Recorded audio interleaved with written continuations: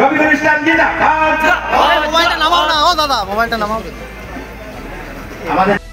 21শে জুলাইয়ের প্রস্তুতি সভায় বিরোধী দল থেকে তৃণমূলে যোগদান হাসনাবাদে।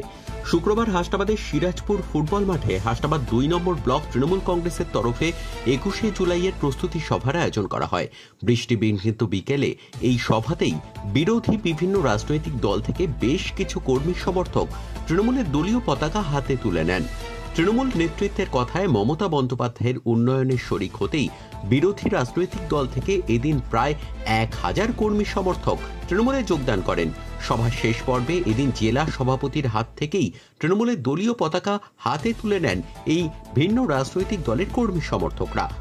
জেলা সভাপতি জানান, এই দিনের যোগদান পর্বে বিজেপি থেকে সহস্রাধিক কর্মী সমর্থক তৃণমূলের পতাকা হাতে তুলে নিয়েছেন।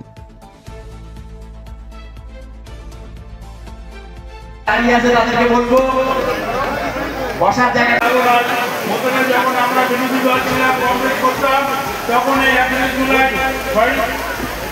সংগঠক তিনি কিছুক্ষণের মধ্যে আমাদের মধ্যে জানেন যে সিপিএমের আমলে আমাদের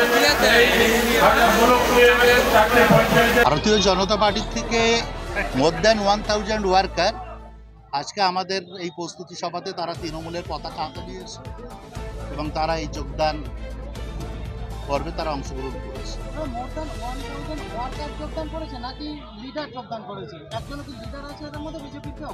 দেখুন, একটা জিনিস আমি আপনাকে বলি, বেসিক্যালি এই বসিরহাট সাংগঠনিক জেলাতে বিজেপির লিডারশিপ বলে কিছু,